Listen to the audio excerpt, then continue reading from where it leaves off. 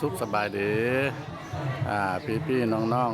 ๆSCเนาะภายในหรือต่างประเทศมื้อนี้ละทาง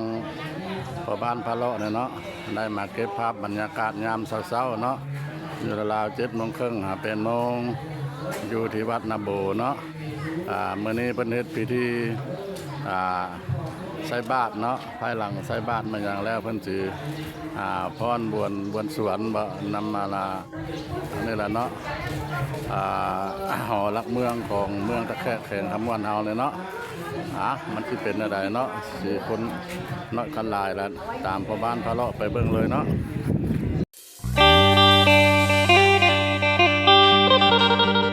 แล้วครับแล้วโมทนาเช้าของครอบครัวทานรับใจสุข8 โมงยังเนาะตั้งแต่เริ่มต้นแต่7 โมงเพิ่นละได้เป็นพิธีใส่บาตรเนาะใส่บาตรให้เพราะว่าอยู่นี่เด้ออยู่พิธีอยู่หอหลักเมืองพญานาคนี่แหละเด้อเมื่อคืนนี้เพิ่นว่า8 โมงแรง8 หา 9 โมงทางบ้านพะเลาะเพิ่นขึ้นมาตอนเช้าเพิ่นสิพรบนสวนนะสบายดีจานสบายดีเพิ่นบ่ได้พรบนสวนเลยพรบ่มื้อนี้เพิ่นบ่ได้พรบนสวนบ่ตอนเช้าเนี่ยว่าแล้วโดยเพิ่นกำลังตักบาตรตักใส่บาตรเด้อเอาไปเลยต้นญาติโยมเพิ่นเนาะมักหน้าหลายตาชาวพุทธทั้งหลายสบายดีทำมาค่าขึ้นสู่ปีนึงมันจะค่ำให้ร่ำให้รวยเนี่ยมาช่วยผู้ให้มาใกล้เนาะปีนึงได้มีเทื่อเดียวเนาะบุญประเพณีของลาวเฮาชาวพุทธทั้งหลายเนาะมักหน้าหลายตาได้มาใส่บาตรอยู่ที่วัดต่อหน้าวัดนาโบเด้อมันเป็นหอลักเมืองของเมืองตะแคกแข่งคำวันเฮานี่แหละท่านผู้ชมเอ้ยส่วนเป็นจังหวัดจากศรัทธา300,000 กีบนะครับแล้วโมทนาสาธุและก็มีศรัทธาครอบครัวสบายดีแม่สิเนื้อแล้ววะบัณฑิตบ่ได้ท้าเบิ่งเพิ่นบ่ได้พรเพิ่นสวนบ่คณะเนาะเป็นเจ้าภาพเจ้าศรัทธา200,000 กีบเพิ่นกำลังสิเตรียมใส่บาตรเพิ่นก็ได้เป็นแถวมาเนาะมีศรัทธาครอบครัวเป็นแถวเป็นทันมาทุ่งสวัสดิ์บ้านจอมทอง100,000 กีบนะครับแล้วเพิ่นกำลังเพราะว่าผู้คนหลายเนาะผู้คนหลายเพิ่นก็ได้ทันไขมาเป็นแถวเนาะ3 แถว 4 แถวเพิ่นบ่ให้ญาติให้ซิ่งกันใส่เนาะผู้ใดใส่แล้วล่ะไปผู้ใดบ่ทันได้ใส่แล้วก็รอคิวเนาะเป็นคิวเพราะว่าประเพณีลาวเฮาแหละมันปีนึงได้มีเดียวเด้อครอบครัวบ้านจอมแก้วสบายดีมาทำบาตรนะทำบาตรทำกุศลดีละเท่าแก่น้อยเนาะคำพันใส่เศรษฐาบ้านเราผู้ใส่20,000 กีบนะครับแล้วและก็มีศรัทธาครอบครัวนางอินทลักษณ์พรหมทัตครอบครัวบ้านจอมเพชรโมทนามีปัจจัย100,000 กีบนะครับแล้วโมทนาสาธุและก็ครอบครัวนางอินทศรแก้วศรีบุญเฮืองบ้านตะแคกกลางมีปัจจัย200,000 กีบ200,000 กีบนะครับแล้วโมทนาสาธุบุญคำบุญสบายดีแล้วล่ะวะโดยเพิ่นพรบนสวนคืนนี้บ่หรือมื้อซะบ่ได้พรเมื่อคืนนี้บ่ได้พรบ่โดยปัจฉิพรบ่มื้อนี้เนาะบ่ได้พรโดยอยู่บ่หลวงโดยอันนี้แหละเก็บภาพบรรยากาศอยู่สถานที่วัดนาโบเด้อ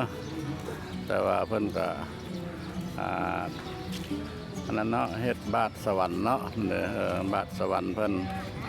ผู้ใดอยากป้อนเสียงโชคเสียงสตาเนาะ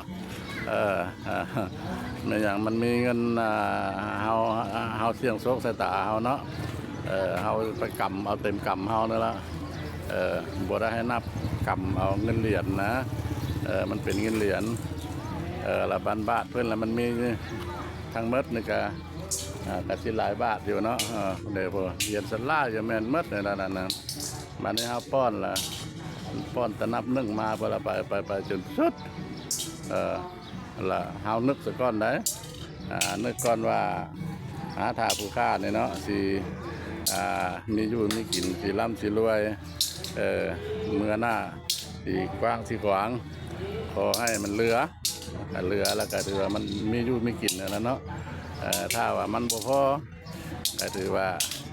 กะเบิ่งเอาเนาะคันถ้ามันบ่พอหลายเฮาก็ขาดเคินหลายถ้าว่ามันบ่พอยังดาม3-4 อันเนี่ยเฮาก็พอดีปานกลางเนาะชีวิตการสอบอยู่ทำกินตะเฮาเนี่ยเนาะเลยย่าแม่เนี่ยเพิ่นป้อนอยู่นะเพิ่นป้อนบ่สิเต็มสิหมดบ่เลยว่า เพิ่นว่าคันว่ามันเหลือล่ะก็ถือว่าเหลืออยู่เหลือกินได้ครอบครัว คันมันบ่พอก็ขาดเขินมาเสียงโชคชะตาเด้ออยู่ที่วัดนาบูนี่ล่ะเด้อผู้ใดออกตนญาติโยมมาทางใกล้ทางไกลเนาะอยากมาเสียงโชควัฒนาว่าดวงชะตาเฮาปีนี้นี่ล่ะสิเป็นจังไดเนาะโชคชะตาวัฒนาเฮาปีนี้ล่ะสิมีอยู่มีกินบ่สิสร้างลูกผู้ขวางบ่แล้วเฮามากำเอาเงินเหรียญเด้อมันมีระกำเอาเต็มกำเฮานั่นล่ะแล้วก็มาเริ่มนึ่งนะใส่ไปจนหมดคุบาทถ้ามันบ่พอก็ถือว่าก็ถือว่า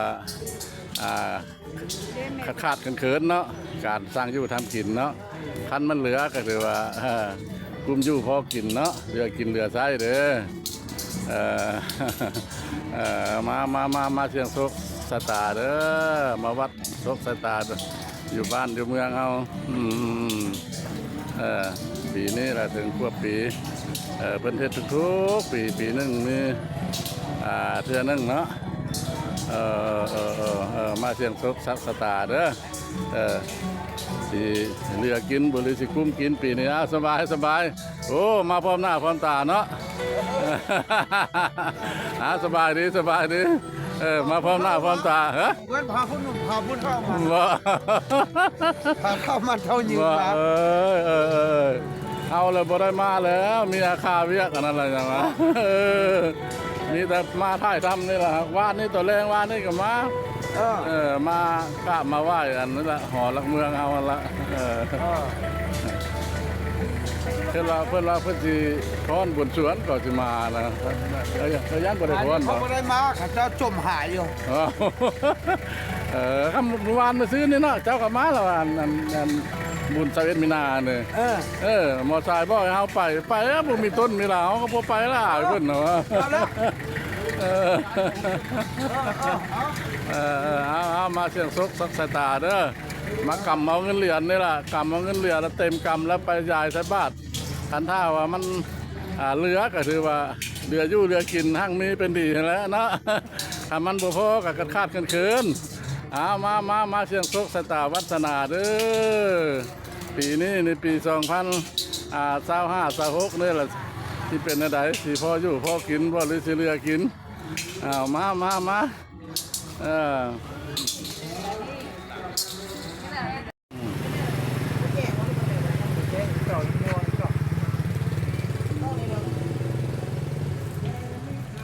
ส่วนหลายละตาเท่าเนี่ยละมันมันแพ้แสงนั่นละแพ้แสงนั่นละเว้นเนี่ยเอาไปตัดมือกับมาใช้ยังบ่ได้ค่อยก็คือกันล่ะไปตัดไปซื้อแก้ครับ600,000 700,000 1,000 ปลายก็ไม่เด้อแจ้งบ่แก้บ่ค่อยระทึกเล่นลบแล้ว150ค่อย150ระทึกคันละบ่ได้แล้วสิมาเรือเอาอาหารเพิ่นน่ะ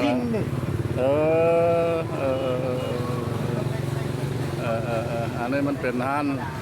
เป็นตาเพิ่นเนาะบ่ได้ตาบ่เห็นหุ่งเห็นนั่นล่ะมาซื้อเอามีหลายชนิดเพิ่นนำมาขายนะไม่อย่างในแว่นตาเลนโบออโต้แว่นขยาย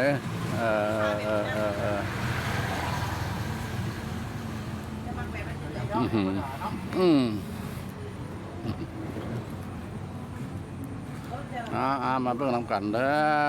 อยู่งานบุญออกพรรษาเด้องานยามเช้านี่ล่ะคนกับบ่ทันได้หลายคือกลางคืนเนาะเพราะว่าตอนเช้าๆเด้อนี่ล่ะมันมีสารพัดเนาะผู้ใดอย่างนั้นมาเลือกมาซื้อเอาเด้อ